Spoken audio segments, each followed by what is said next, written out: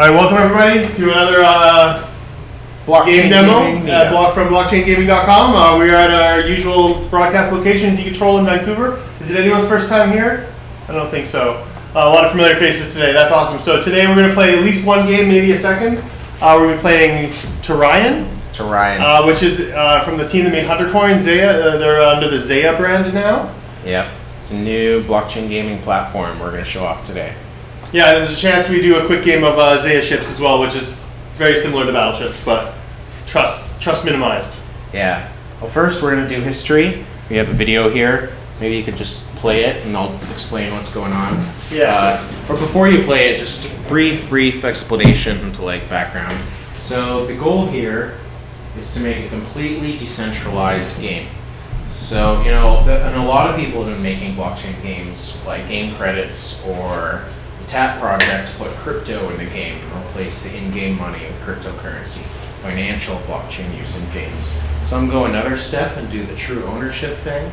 You've seen CryptoKitties, Gods Unchained, where your items, your armor, your weapons, your collectibles are on the blockchain. These people want the server, the map. This is an MMO with no server, which has really interesting philosophical implications that from this game, this was the first attempt, Huntercoin. Later, we're going to show off some of the cool stuff the Zeya platform can do, but it's based on this episode in blockchain history. And this is forked off Namecoin, which is forked off Bitcoin. And the reason they did it was very simple. Originally, they wanted to do this on Bitcoin, and you could actually, without too much work. But the Bitcoin people said, no, that's spam. Get that shit off our chain. And because they wanted them to, they made a new chain to avoid accusations of spamming the Bitcoin network. And at first they used Namecoin. Namecoin did domain names, identities. So we're talking non-currency stuff on the blockchain. Huntercoin took the Namecoin concept a step further. Instead of just names, the name is the name of your character. You have little players across the screen. And their position, this whole map is a grid, X, Y coordinates. When you move, now we can start watching. When he issues a command, this is similar. Each time he clicks, he's issuing a transaction. Or as soon as he submits anyway. There you go, he just issued a transaction. And instead of saying something like -1 to my Bitcoin balance, +1 to the guy I'm paying's Bitcoin balance, the data it's altering is game data. Where is my character? You're sending something like +2 to my X coordinate, -1 to my Y. Kill that guy. You're commanding everything. And this hunter can only be controlled by the person with the private key who owns it. And this concept, now they're fighting over the crown. These kind of like in WoW, there's gold, there's items, stuff for you to fight over. In this case, they're a little more having a real world value. And it got really epic at points. And one caveat, but it looks cool, you needed a solid state drive to run this and a pretty advanced computer. Because most know what we're trying to do here is very different architecturally than what your computer expects from most video games, and the pattern at which it throws data at your processor. This is a constant read-write, you know what I mean, for each transaction. So scalability was an issue, basically. Another issue that killed this, artificial intelligence. See these coins, they're fighting over Hunter coins. New Hunter coins actually dropped on the map in the world for players to fight over.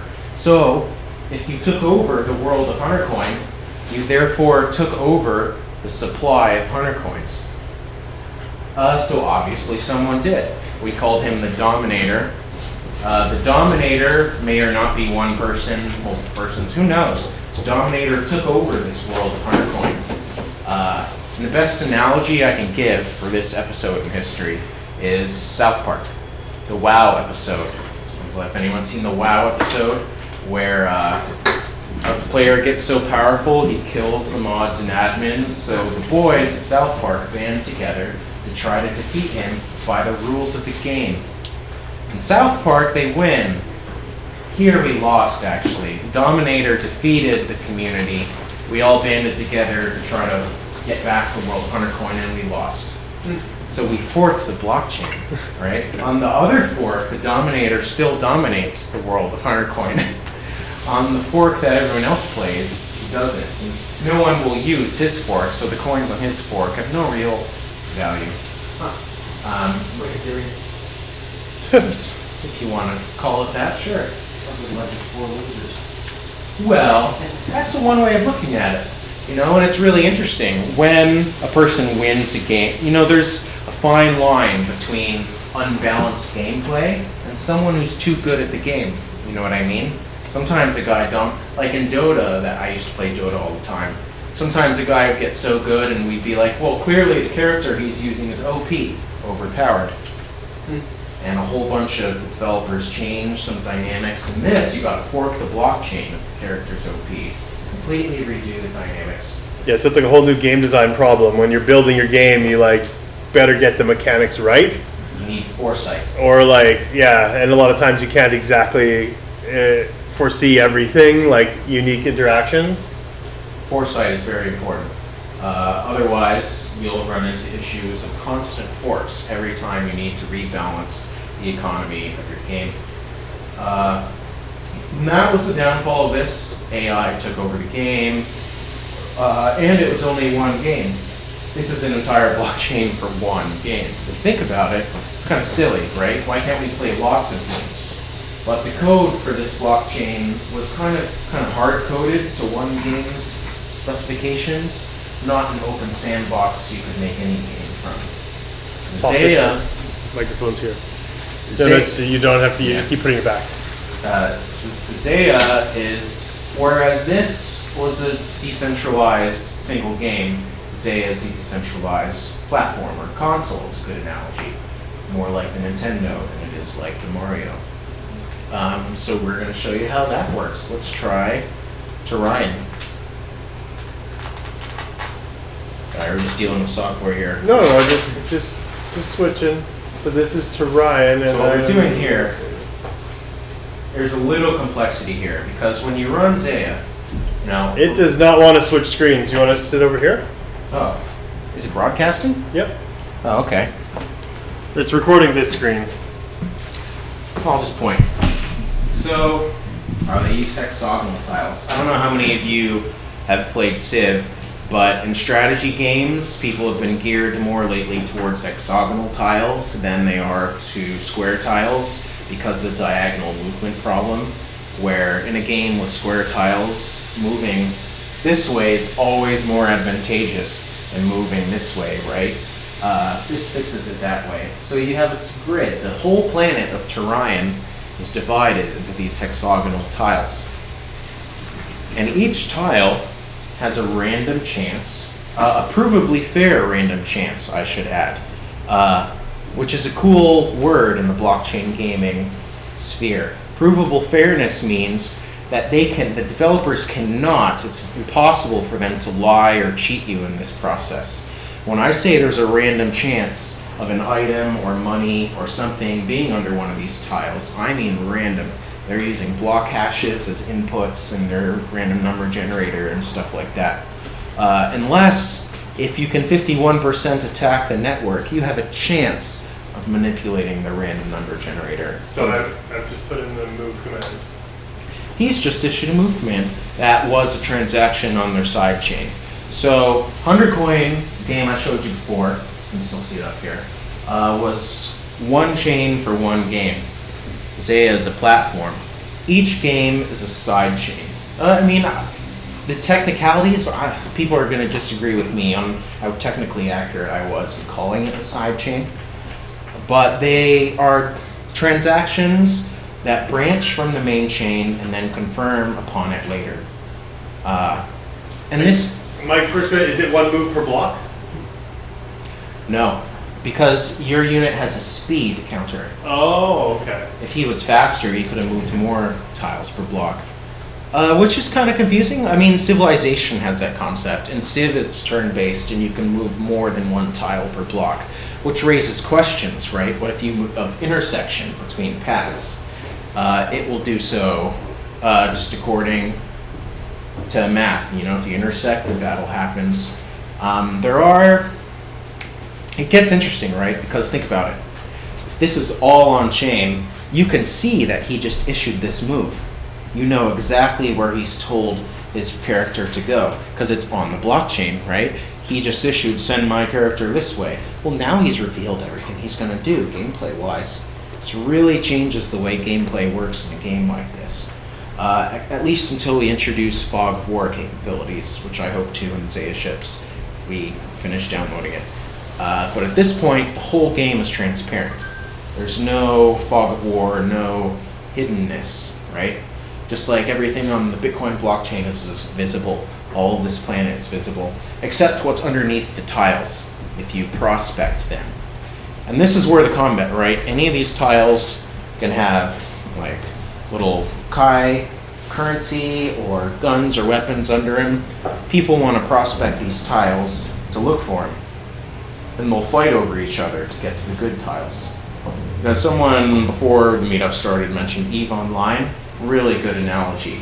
The warfare and alliances between players tend to form the story in a game like this, where they're going to start backstabbing each other in groups and stuff like that.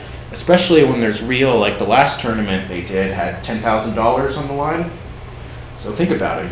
Would you backstab your friend for $10,000 in a game? Of course you would. You might.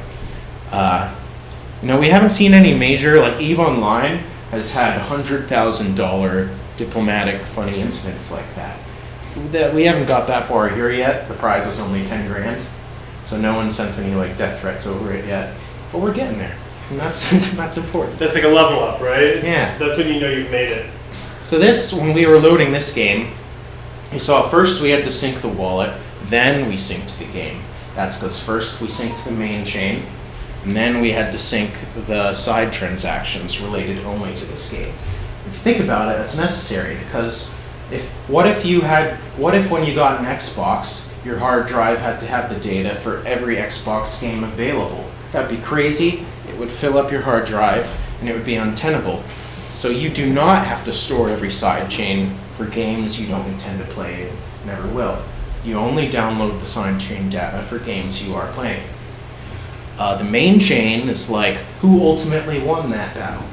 What are the end scores of everyone? The crucial information. And what's key for them is validating what's going on.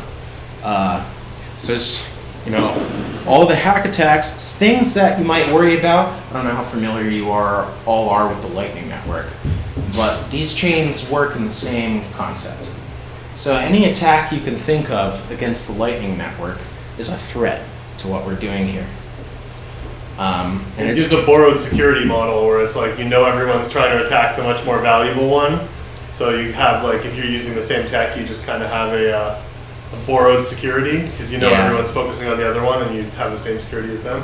And it mostly comes down to game theory practicalities between players. I'll give you a good example. And a lot of this stuff I had to learn from Domob, their CTO. Domob is a PhD in math and stuff. He's written 2 peer-reviewed journals on this stuff, and I read them. They're hard to understand, I'm not gonna lie to you, but they're really interesting. One cool concept I asked him, so these, we were quibbling about terminology for a while, are they blocks on the side chain? Technically, when we play with each other, we're building single, say, this would be easier to explain if we had Zeya ships running, but in a one-on-one matchup, now we build transactions right on top of each other. So say I'm playing against you. My move transaction references your last move transaction. So instead of a chain of blocks of lots of transactions bundled together, a block built on a block built on a block, Zeya chains tend to be a single transaction built on a single transaction layered on top of each other.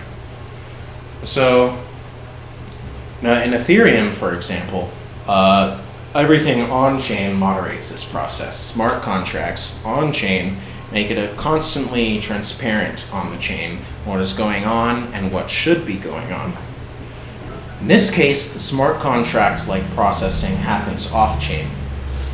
And it's really not necessary for it to be on-chain, honestly, because think about some scenarios here. I grilled Doma, for example,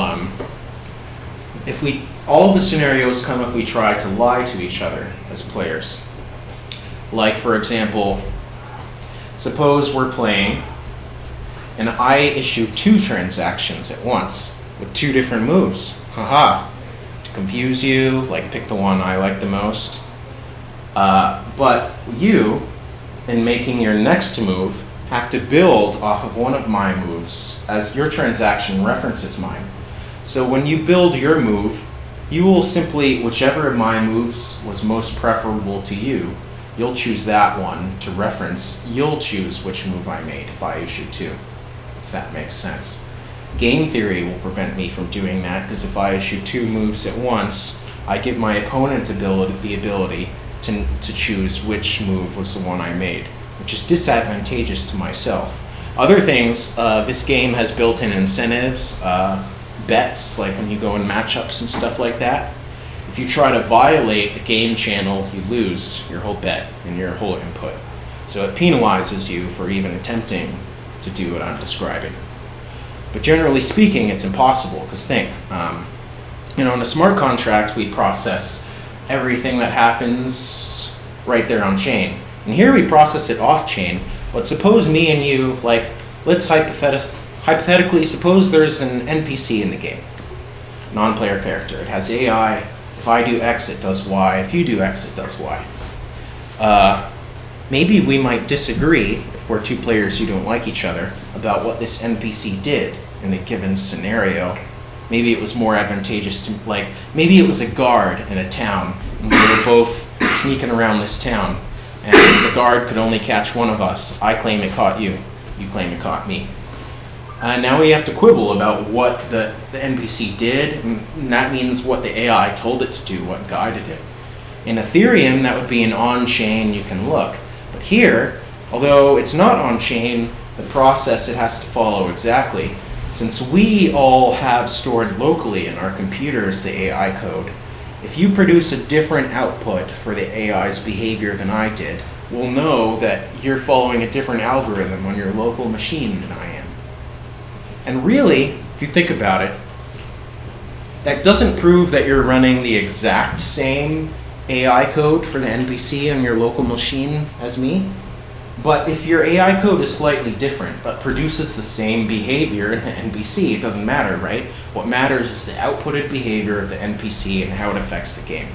As long as you say the NPC did the same thing that the algorithm everyone knows says it should have done, it's fine. If you disagree, we'll all eject you. That's not what the NPC should have done. We all calculated it in our computers too. I'm just flying around, exploring. He's exploring terrain. The planet is pretty expansive, so he could theoretically do that for a while. How was the map generated? Randomly. Randomly? Okay. Random generator. Especially that's important because of the part where recall there's NFCs and items and coins hidden under each tile for you to fight over. Okay. The developers chose the generation. They would know, they would enter, and they would win the game. Yeah. I know these guys are jerks, they'll do that to you. That's why they designed it so they can't do that to you. And that's important. This whole map's about to be reset, so it's hard, because a recent tournament just occurred, almost all the items underground have already been dug up and mined. So we're just moving around and showing you the map for now. Because the tournament just went by for 10 grand, and the people just drained the map throughout the tournament. How often are the new maps planned to be generated? Is that something There should be another one in a couple days. I don't know when the next tournament is, but there should be another map in a couple days. What's the gameplay like in this? Are you just digging up coins? Is that coins? There's combat too. At this point, the combat's pretty basic. It's more automated. Like if you 2 are next to each other and your character is more powerful than his, it's like Yeah. there's very little skill to combat. Is that because the number of blocks, like the time between blocks, is too slow, or is it just the way you play the No, game? the block time can go as fast as it needs. One thing that's interesting, you could, they haven't tried it yet, but according to Domom's research, and I think it's true too, you could run a real-time game this way. You would just make the blocks go really fast, like 30 blocks per second. Yeah. You could play StarCraft this way. To extrapolate, in a turn-based game, it's a little easier, because in a turn-based game, orders are issued in discrete ways. It's a word. I'm looking for a real mathematical word, but you know what I mean. Like, in a turn-based game, it says you went here, did that, and it does it in chunks that you can calculate. Real time is more fluid. Yeah. But you can say the joystick was pressed up at this block time. You can still, if the joystick was held up at that block, we can assume the character should be going in that direction. So it's similar. If you extrapolate this to real time, the blocks go really blocks again. It depends how many players there are. If it's a one-on-one matchup, block doesn't sound that accurate. It's more like a thread of transactions. It's like the difference between a B plus tree and a binary tree. Yeah, I guess so. But yeah, you get the point. These, there's a lot of, I think, I didn't mention the ephemeral timestamps. Crucial to what they're doing here is similar to the Lightning Network. There's the problem of, so when he's playing this, or we're playing this, we're in a channel with other players of this game in particular. You could scale it up a bit. For example, sharding. You guys ever heard the concept of blockchain sharding? Where, like you split it and some nodes hold some of the chain and some nodes hold some of the chain. Domob wants to build that into the Zeya protocol in the following fashion.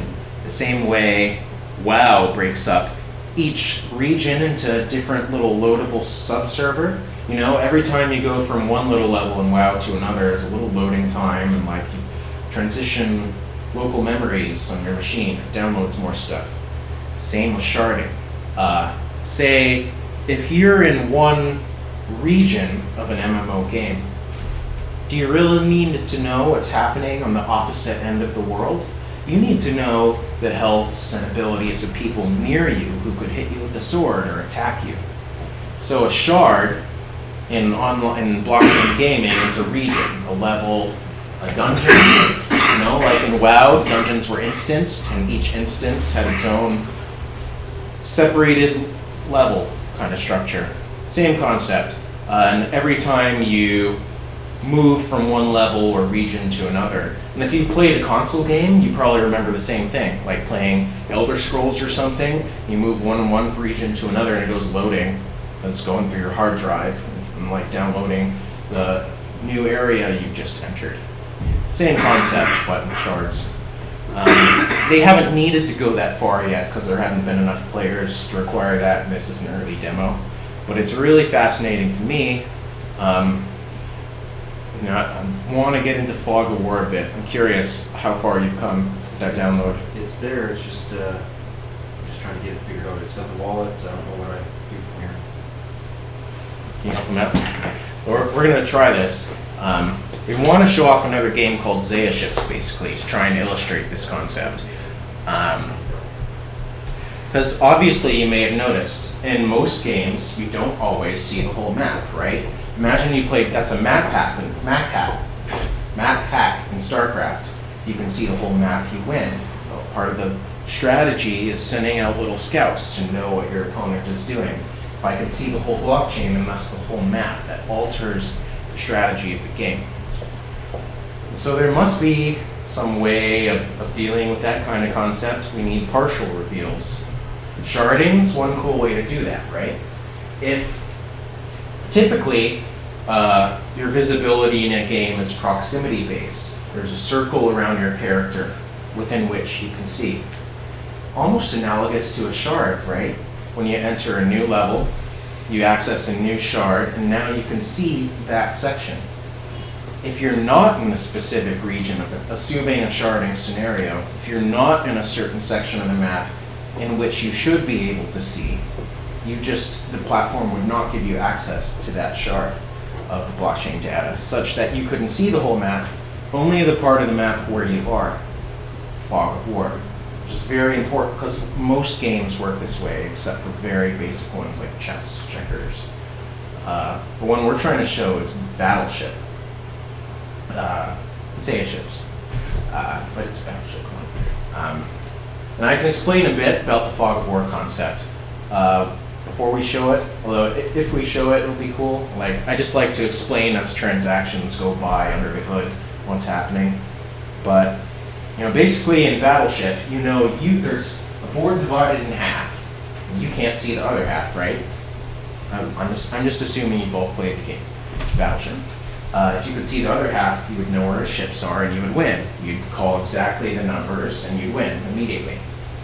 So we need in Battleship to register items on the blockchain without giving everyone the ability to see where they are. So Zeya ships accomplishes this in a really interesting way to me, which is, it's kind of partial. It's almost like there's two maps. So if I'm playing you, when we start the game, I will send you a hash value of the map with my ships. No, maybe I went too far. Like, to anyone who's not familiar with how hash values work in Bitcoin, they're the validation method. If I give you any file, any data of any type, and hash it, I can later use that hash value to validate, yes, that's the original file or original data, the same one you gave me last time. And this is really integral to the whole thing we're doing here, like to ephemeral timestamps when we validate what's happening in a chain. Like for example, like if you followed the Lightning Network, you may have had the same questions. What if I lie about the balance in our channel? In the Lightning Network, they keep a running transaction that's like a tab that can be deployed at any time, that can be used to prove what the balance was between them.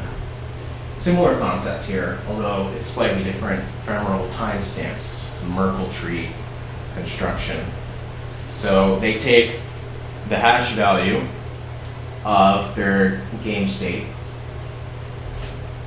but in this case, now every time you can understand every transaction incurs a transaction fee. So if you had to pay a transaction fee every time you wanted to validate a file via a hash transaction, individually that could be cumbersome. So instead, the Merkle construction combines them. Similar to Factum, if you've heard of Factum. I don't know if any of you've heard of Factum. But if you have, it's similar in that instead of hashing a file and taking that hash and putting it into the blockchain in a single transaction, the Merkle structure hashes when all of us are playing the game. We all hash together into a single hash, which is inserted into the blockchain. Merkle trees allow us to combine hashes, as many as we want, into a single hash.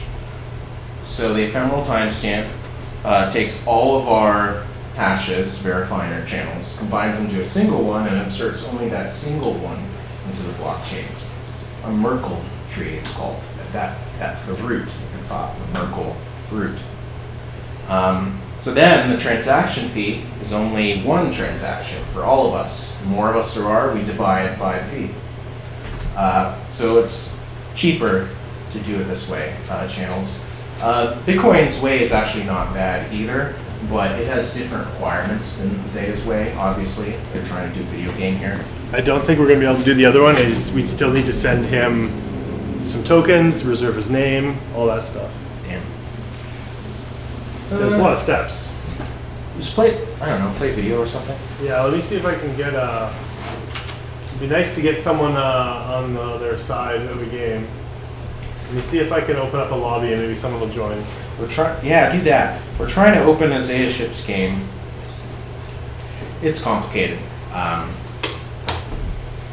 Now, if we open a game here, you could screen look, right? We'll have one, and you would know where his ships are. So I've been thinking about this. I'm trying to get a random opponent, player 2 right now. this is the Zeya ships game.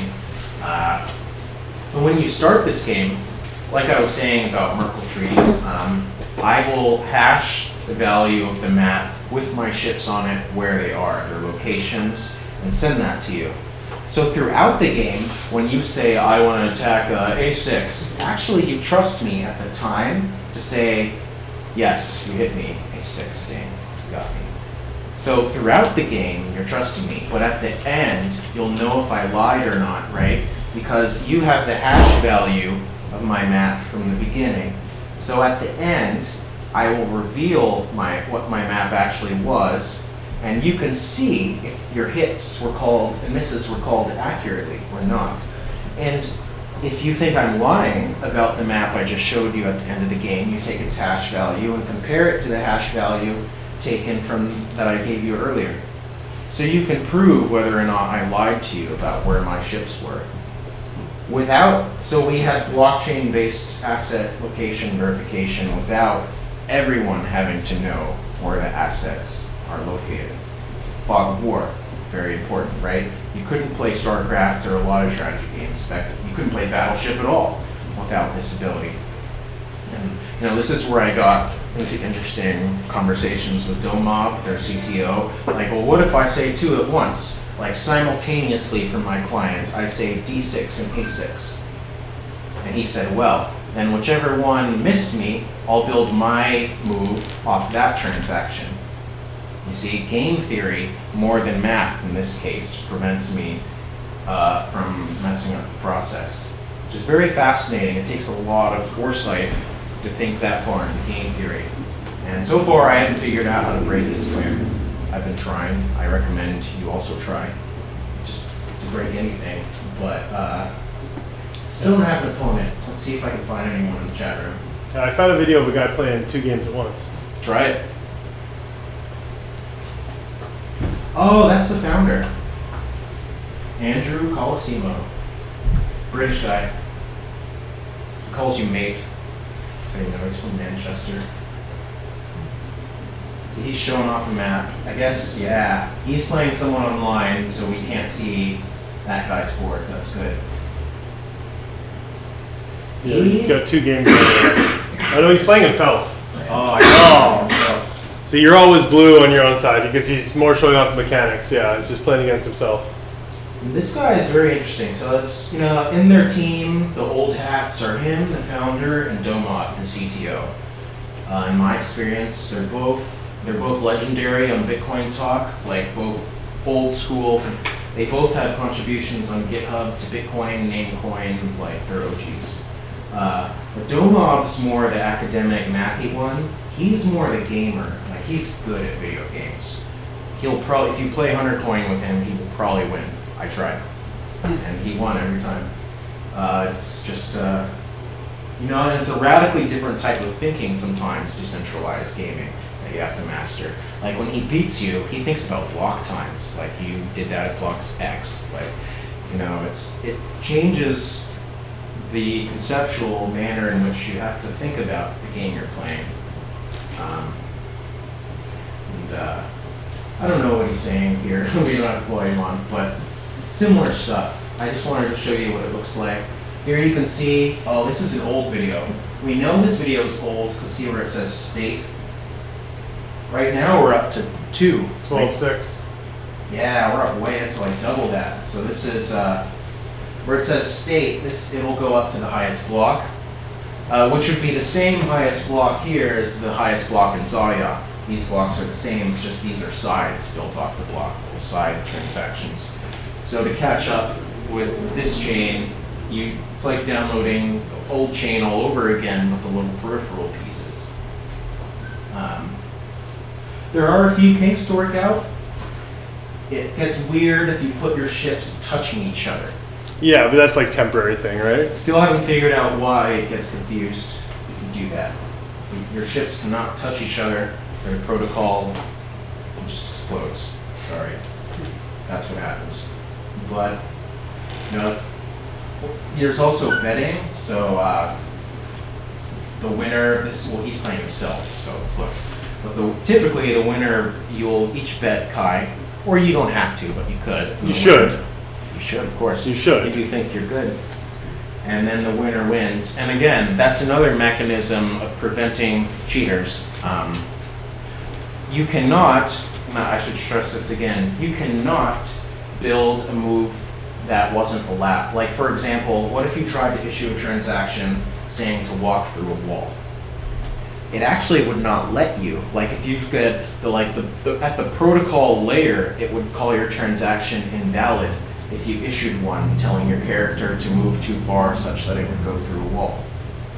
It is mathematically impossible to issue a transaction violating the rules of Battleship while playing this game. If you try to issue a transaction doing a move that doesn't fit the rules, it won't make sense to everyone else on the network. They won't process it. You'll just be ejected from the peer-to-peer network for not being on the same protocol. What languages can you author the games in? Heavily geared towards Unity, but it can be whatever you want pretty much. But the tools they favor Unity, definitely. Cool. You get the idea. The kinks are still working out, but personally I'm super into possibilities here. No, you can, in recent times, for example, we've seen politicization in gaming, like a Hong Kong guy got banned for his views by Blizzard, and people counter-protested and got blah, blah, blah, people at the Leafs. But none of that would have mattered if there was no server, right? None of us, there wouldn't have even been a political debate or issue to be had in a blockchain. In fact, Gods Unchained, if you've heard that. No, they banned it from a tournament, not from the game. They banned it from a tournament. That's true. Yeah, so it's still a branded tournament, right?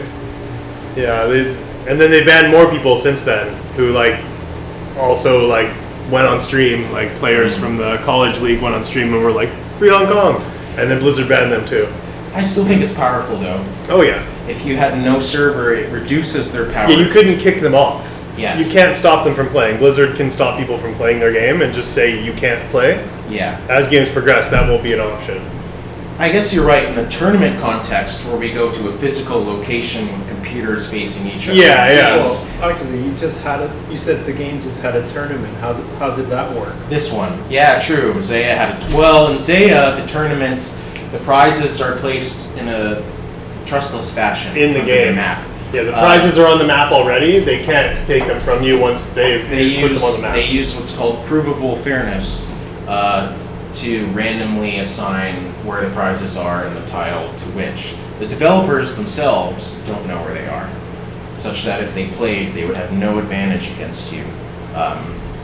They actually, technically, they want to upgrade because they disagree with the security of this. They see limitations, but currently, I think they're still doing it by using previous block hashes as input into their random number generator.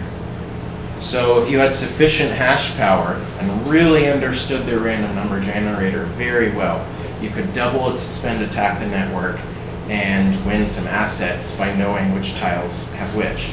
That's highly unlikely, and it hasn't happened yet. Yeah, I mean, still, I guess they could. At one point in the website, for the tournament, there was an email registration for a part of the tournament. One of the prizes you couldn't win if you didn't do the email registration. They probably could have banned you from that. Yeah, that's the one where they're like, listen, True. if you just wreck our system to win this prize and go against the spirit of the game, we're not there yet. But at least they have the goals to be, unlike most other blockchain game platforms. They don't, or at least blockchain games, they don't always have the goal to actually be decentralized and actually be trust minimized. Yeah. But even then, I think the culture of the developer and the game community matters a lot. Like Gods Unchained. So Gods Unchained, when they heard that the Blizzard banned a player and took his prize money and stuff, they were like, aha, marketing opportunity. Yeah, it was well done on them. They deserve it. They deserve it for the record. They went out immediately and offered that player with free trips to our tournament and here's some money. They offered his prize money even. Oh, I didn't hear that. They offered to give him the money Blizzard took away. I just saw that they had a tweet go crazy and their Discord was going nuts because I stopped in the Discord because the beta's been going on and Blizzard gave his money back, so they don't have to do that anymore. No, half of his money. So. No, they reduced the ban to half the time and they gave the money back. But he didn't take up on the Gods Unchained offer. That's too funny. But my point is, I'm speaking about the value of culture in a game community, and the blockchain game. In Gods Unchained, actually, they do have a server, only the assets are on the blockchain. It's not as decentralized as Zeya. Gods Unchained could ban him if they wanted to. But the culture of their game community being, even though they're not fully decentralized, they're still a blockchain game with a specific audience and demographic that would hate it if they banned the Hong Kong guy, right? So they're like a CryptoKitty style. Yes, Okay. Gods Unchained is more technically. Except the cats can actually play a game against each other. It's like cards instead of cats, but the cards are like a Magic the Gathering, Hearthstone, like Yes. same idea. I mean, like in terms of how centralized it is. Yes. Yeah, so in this case, like they still run the game servers, but you can trade your cards between players as if it was a real life card game. You can trade your cards between people, digital, without them getting in the way. And I believe they're removing their ability to nerf the cards. Oh, nice! Really? So that's the issue they have. How did you do that? I mean, I don't know exactly, but so once the game, they have the issue to lock them. So when the game goes out of beta, they will lock the first set from being nerfed. I mean, when you have a server, right? The server at any time Could can interpret whatever. That's what I believe in their asset case. it wants. They brought up. They're like, if we ever do that, it would kill the value of every card. Because no card would be safe anymore, and any card that was found to be powerful would like never be worth a lot of money as a collectible, because they would be as soon as they change. It's like as soon as they change one, it's over. Like what should have happened to Ethereum after the DAO. Yeah. Everyone should have been like, oh, they're just going to roll to back. lose their money, but that's another issue. Yeah. My point was just about the value of different organizational, institutional structures and cultures behind games. Even though the Gods Unchained people, unlike Zeya, they have some ability to ban you. I think they're way less likely to do so than Blizzard or Microsoft or someone.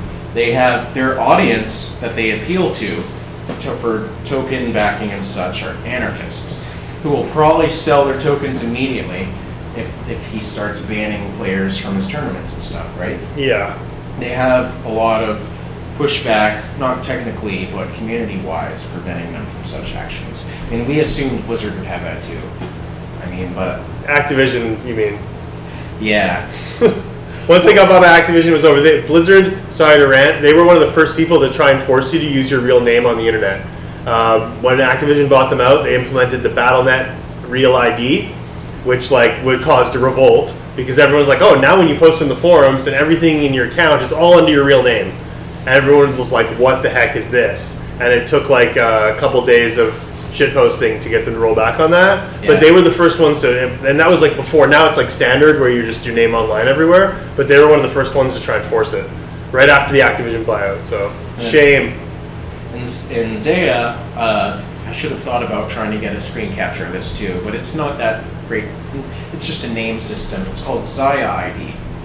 So in Zeya, Yeah. sorry, it's I couldn't Zeya. get it going, yeah. Don't worry about it. It's just a name system anyway. I mean, I can describe.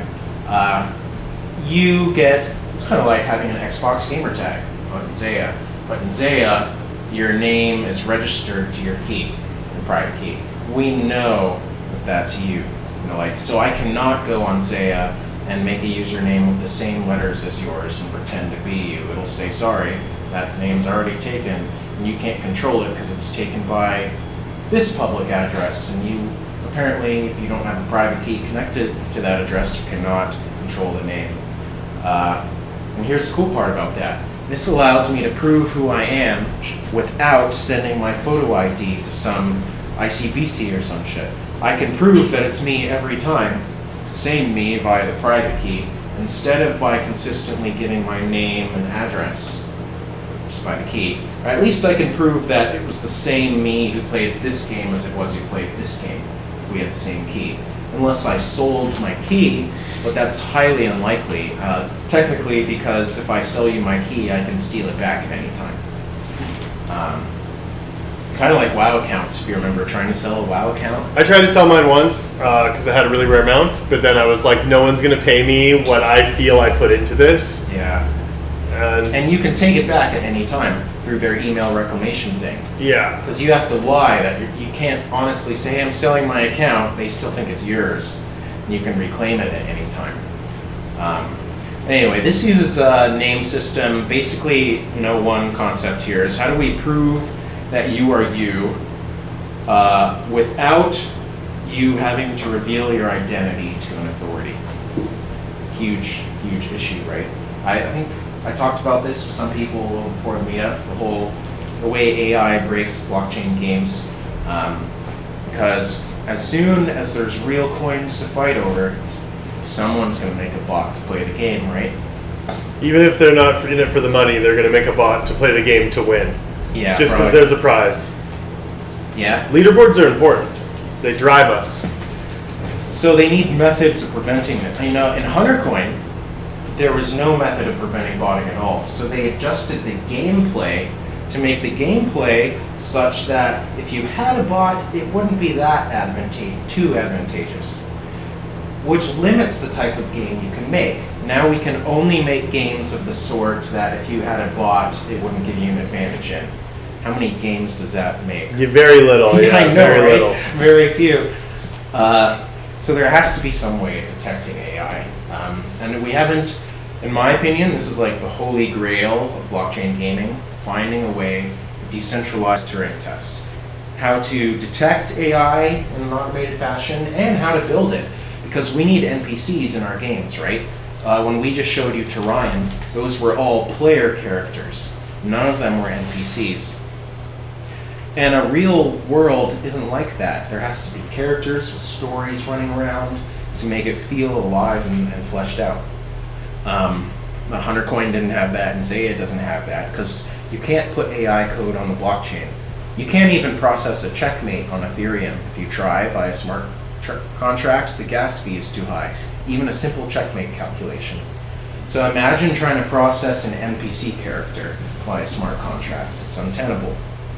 And emerging. I think whoever solves that first, these guys are they're the only ones who seem to realize the gravity of that being the problem, but I don't think they're that close to solving it really. It's very, a Turing test, if you've tried one, like a CAPTCHA system, spell this word, move your mouse in such and such fashion. It's a constant battle, right?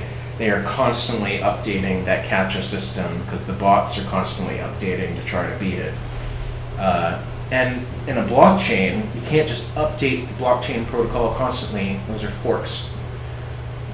So it gets, dealing with AI gets so complicated. You could deal with it, like think like an Ethereum, the smart contract, right? So you have like the binary virtual machine code, but you could implement an interpreter or like something like that within a smart contract. Maybe expensive to run, but I mean you could like program. A program is also data, and you could update the data like within a smart contract, like if you represent. That's true. And execute that. So I mean you could update this without forking the blockchain. I have no idea if everything. That still costs a transaction fee. Yeah. So I mean, I don't know if anyone's ever done that, but I mean, it seems obvious you can do that. Yeah. Can you make it in a way that if a player is moving, some part of his gas will be used to move the non-playing characters? Well, depending on the architecture of the blockchain game, that may be mandatory. In fact, if it's not a side chain, each move is a transaction and therefore incurs a fee. So actually, that's true by default. Unless they're on Plasma or a sidechain like Zeya does with its games. In Huntercoin, every single move was its own transaction. You paid a tiny fee just to play each move. Yeah, then we can use some of that to move the non-playing characters. But how to control them? Without having it be forecasted.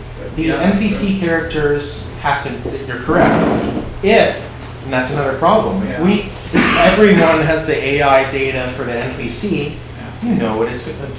Imagine this is an NPC you're about to attack, a goblin. If you have its AI code, the goblin will raise its shield if I swing my sword to the right, fake swing, attack to the left. Yeah. You could, if you add randomness to it, like a lot of AIs, they have an element of randomness. So it doesn't necessarily do the same thing over and over again. So even if you had the code, unless you knew what random number generators do, you can use provable variance for verify that it. again. Use previous block hashes as the input to your random number generator. The The Zeya team feels that that solution is not secure enough, but that's still currently what they use and what has been used for a long time now in games and provable fairness. It's been working.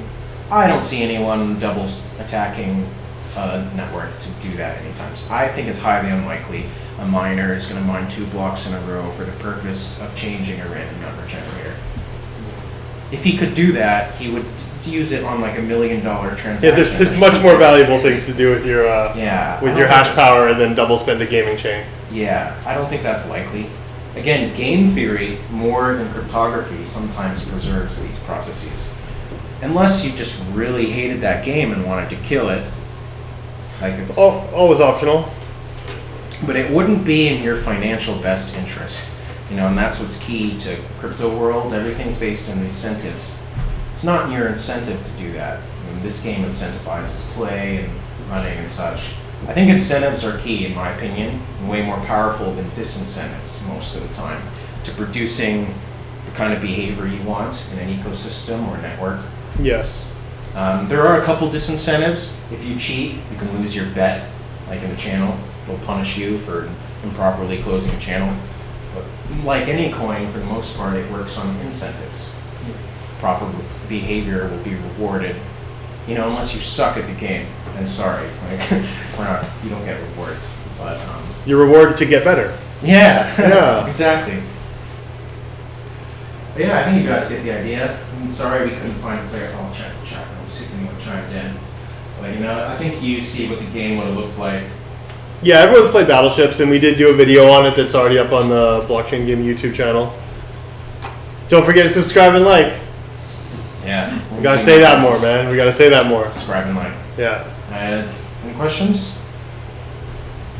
How many miners are there for Zeya? Oh, they have 3 mining protocols they work off of. One of them it's partially merge mined with Bitcoin. Okay. So in that regard, a lot. Yeah. And then I forget the other ones off the top of my head that it's working on. So it's hard for me to answer that question. I can just say a lot. They're piggybacking. Yeah. And in fact, Namecoin so they're forked from Namecoin. Namecoin similarly piggybacked off Bitcoin and its mining power. They're both merge mined. Yeah. You can mine a Namecoin block and a Bitcoin block together. Same with Zeya, actually. Yeah. Although there are 2 other, I guess in Zeya you have a 1/3 chance because it's a 3 algorithm kind of deal. Now personally, I don't nerd out much on specific mining algorithms. I think the advancements in this protocol are not in its block confirmation strategy, but more in its secondary layer strategies and data input and management strategies than in the validation plan. You know, these, like personally, and I don't know, I kind of like proof of stake because sharding is only really possible with proof of stake due to the construction of how it works. It's very difficult. Is it so you can control who goes to what shard? Yes, it must be random. Because if you could predict, I will control this shard at this time, you conclude with other people to control segments of the map or access to them and know who to talk to. Hey, give me a vision of this part. Yeah. It has to be randomized. In proof of stake, randomness is built into the selection process. It uses a random number process to, I mean, there's some chance if you have more coins staked, you're more likely to be the one it chooses, but it's still more likely. There's randomness there. So there has to be randomness, similar to how in like MadeSafe or some kind of decentralized storage protocol, you know, the data has to be sorted out randomly, or else one guy would have too much power. Yeah. I mean, there's other reasons why you need to, if you want to kind of distribute it all over the place, you usually need something randomly. Yeah. So in this case, that's partially why Ethereum's really wanting to move to proof of stake, because of how much easier that would make sharding. I'm not sure what their thoughts are on that, because I haven't They've seen- always wanted to move to it. It's been like the initial plan since before it launched. I bet Vitalik's thought of sharding for a while. Yeah, they've been talking about it. They were supposed to be done a while ago. That's why we all rip on them But every now and then. for Zeya, I'm not sure if they have a proof of stake plan. I've never heard of that, so I'm not sure how he would go about the sharding process. There's cost moving to the stake. Like imagine think like Bitcoin. I could get Bitcoin theoretically if I just start mining, right? And then I could, enter the economy and all that. So with proof of stake, I have to get someone to give me the proof of stake coin. Yeah. It's an Ethereum switch. I can't just do work by myself and get coins. I have to go to something. Right? Yeah, and even though mining's not realistic anymore, yeah, and the point stands that it's like the security of proof of stake comes from inside the system, Yeah. and the security of proof of work comes from outside the system. Yeah, it also It's like makes- completely different. It also makes it so that if you care about privacy, right? It's like you can mine, you can get coins, you can be all private. In a proof of stake system, they can force all those individuals to identify it, right? How? So how you just you get people who live in a part of the world and you threaten to throw them in jail if they don't apply. Like for example, in Canada, you have KYC, AML. and Okay, cash but laws. not delegated proof of stake versus proof of stake. Like I don't know. I think you're. So if the only way you could get a coin was to buy from someone else, Yeah. you could force Oh, them I to see, sell yeah. it to you to identify you before they do business with you, or you throw them in jail. Now, of course, those people choose not to, right? But then all of a sudden, you don't have your privacy. Yeah, and in order to acquire enough to make a significant impact upon the network, you need to acquire enough that you need the Or KYC. even enter the economy. Like imagine you live in a world where people, for example, are accepting Bitcoin, right? I could theoretically just mine Bitcoin and start buying stuff. Where if Ethereum moves, for example, to proof of stake, I have to go buy, trade or whatever, Ethereum or something. And if there's laws set in place, they can force you to identify yourself, and then you don't have your privacy. Yeah, they already try and do that though for Yeah, everything. I mean, they're doing it here, but you could potentially lose privacy with proof of stake. And if you care about that, you might consider that a problem. It's a 2-word rebuttal. Human mining. Human mining. You ever heard of that term? No. It's one of the terms we've defined on our website there are several major terms in the blockchain gaming industry we've been working on defining. Human mining is one of them, which is the idea of mining cryptocurrency yourself through action rather than through something your solar panel or computer or whatever did. So you're going to run the by yourself, by on paper? No, like Huntercoin's an example. Give Like me a an video, example. like collecting those coins, that added them to the network. Human mining has levels. So at the lowest level of human mining, it's just about collecting value through gameplay. So technically, CryptoKitties could meet the definition of human mining if you bred a really valuable one randomly and got lucky. Yeah. Human mining is whenever you make money through play. Yeah. I did that with Spells of Genesis. In Spells of Genesis, you could play. I didn't put any money into SOG, and I wound up with a deck of cards. Human mining. Some of them go really far, like Motocoin. No one's tried this again since, because again, the AI just fucks everything up. But Motocoin tried to confirm blocks through play. So they had a level. You were on a bike, a motorbike, Motocoin. There's a coin placed in the map. And there's obstacles like hills and boulders, and you've got to be the first to get to the coin. And a lot of people will be playing the game. You all get the same starting point, and the coin is in the same spot, and whoever can beat the level fastest mines the block. The first person to beat the level, and this is all a cryptographically proven process. Key, it's a single player. You're proving cryptographically the path you took. As you play, you're tracking your coordinates as you go through.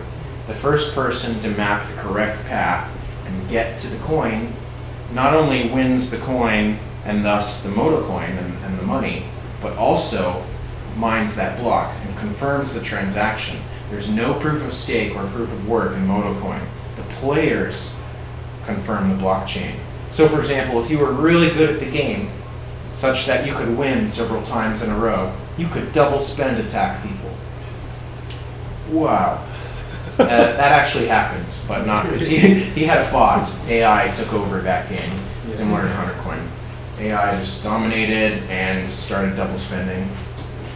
Eventually their plan was, because one guy had an AI bot and he started dominating the map, they didn't want to mess up their game, but they also couldn't let him double spend attack the network. So what they did was the developers built a bot and released it publicly to all the players to even the playing field. So now no one's playing for real, but at least one guy's not winning every time. And that's as far as you can go with human mining. Huntercoin didn't go that far. In Huntercoin, you were not actually confirming transactions through play. Same with Zeya. It's still a regular mining process, but you are human mining. You can win through play. And so it's conceivable that it might not, back to your question, it might not be necessary for me to find a local person to buy coins from. If I can win enough through play, I can start on my own and keep. That's what I did with Spells of Genesis, for example. I forget, it's true that a lot, I'd say about half of the blockchain games out there require a monetary input. So that's kind of true. There's a lot of games where what you described would be an obstacle. Yeah, because if something's decentralized, there's a cost to use it. So in someone's got to pay, whether it be the developer or whether it be the player, or they have to offset the cost somehow. I'd say a good fraction of games will let you play without financial input, and you can win with those. Well, basically, I have one in MetaMask. I have one address called my blockchain gaming one, where I play all the games from that one, and they all share. So, like if I played Chibi Fighters, for example, which I did, it was a cool game, and I got some coins, the same ether in my account for Chibi Fighters were the same for other blockchain games I was playing. So I could win in Chibi Fighters and use my input in Chibi Fighters as my payment to enter a second game. So long as it was all on the same platform, in that case Ethereum. In Zeya, it would be, I could take my Zeya out of Turion as an input for my wager in Zeya ships. Obviously, if I came from an ETH game, I still have your problem. I'd have to turn my ETH into the Kai. That's what their coin token is called, actually, Kai. C-H-I, Kai. But if you played a Zeya game first, you could win the coins to keep playing. But yeah, so it's a mixed answer to what you said. Yeah. And it often is in these situations. But yeah, any other questions? Let's see if we got any answers from our Zeya chat room. Yeah, I don't see any. No one started up the game. It's still on the screen. That's okay. We've been going about an hour. Seems okay. All right, well, we're gonna wrap it up. Yeah, so thanks everybody for coming. And if you're watching this online, don't forget to subscribe and like. And we'll see you guys next time. Thanks everybody.